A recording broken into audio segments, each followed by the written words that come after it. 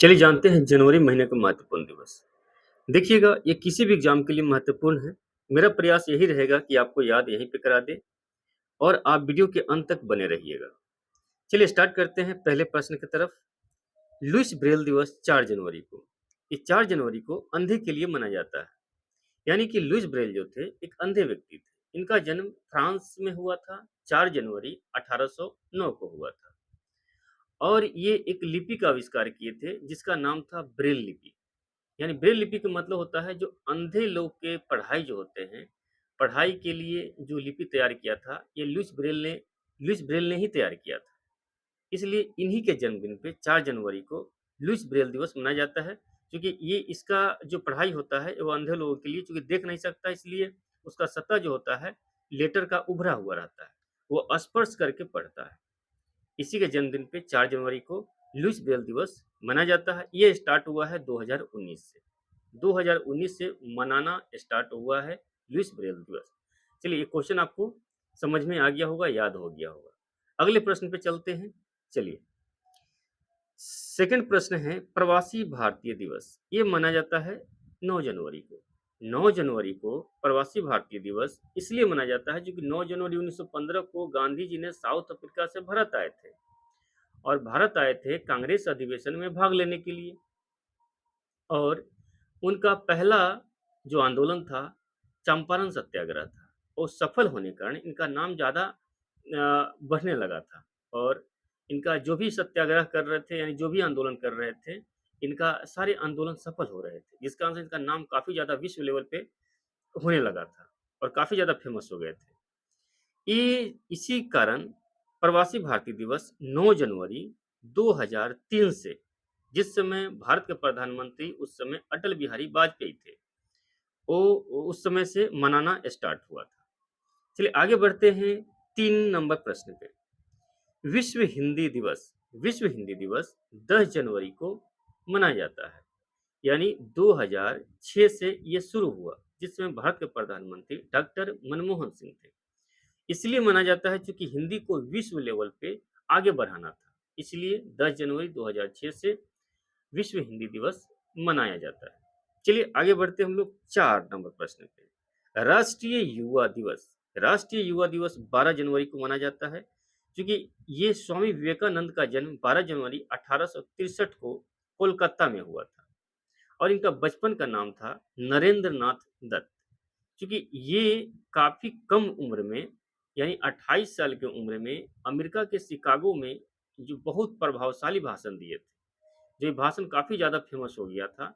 इनके युवा के रूप में, याद के रूप में इनके जन्मदिन पे 12 जनवरी को राष्ट्रीय युवा दिवस मनाया जाता है। ये स्टार्ट हुआ था 1985 से।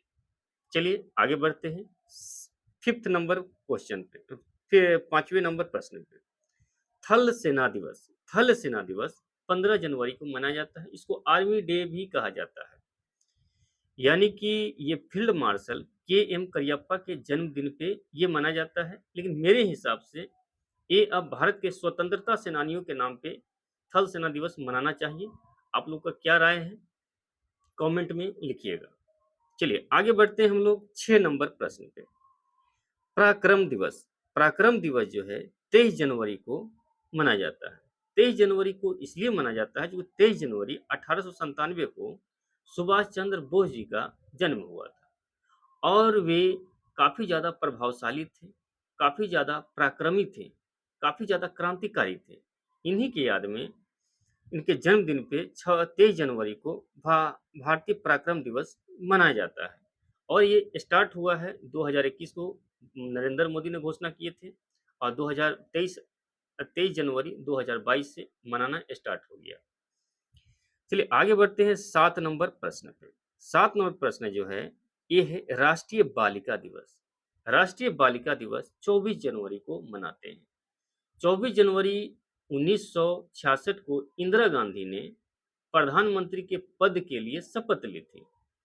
उन्हीं की याद में उन्हीं के दिन उन्हीं की याद में ये राष्ट्रीय बालिका दिवस मनाया जाता है 24 जनवरी को, क्योंकि महिलाओं को आगे बढ़ाने के उद्देश्य से यानी बालिका जो होती हैं, जो बच्ची होती हैं, उसको आगे बढ़ाने के तौर पे लिया जाता है।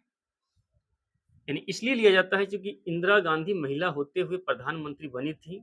इसके इस वजह से 24 जनवरी को राष्ट्रीय बालिका दिवस मनाया जाता है।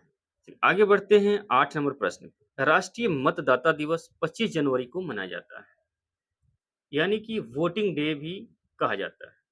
यानी जो भी मत गिराने वाले व्यक्ति हैं, जो वोट देने वाले जो व्यक्ति हैं, ये वोट गिराने में रुचि नहीं रखते थे। यानी कि 100 वोटर लिस्ट में अगर 100 नाम है तो 30 से 35 लोग ही वोट गिराते थे। उसको बढ़ावा देने के लिए, आगे बढ़ाने के लिए, वोट को रुचि दिलाने के लिए ये मनाना स्टार्ट हुआ।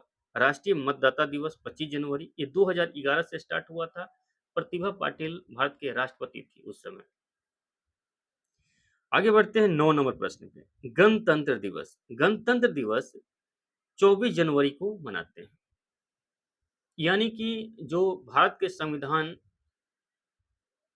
26 नवंबर 1949 को बनकर तैयार हो गया था, लेकिन 2 महीने बाद 26 जनवरी 1950 को भारतीय संविधान भारत पर लागू हुआ था।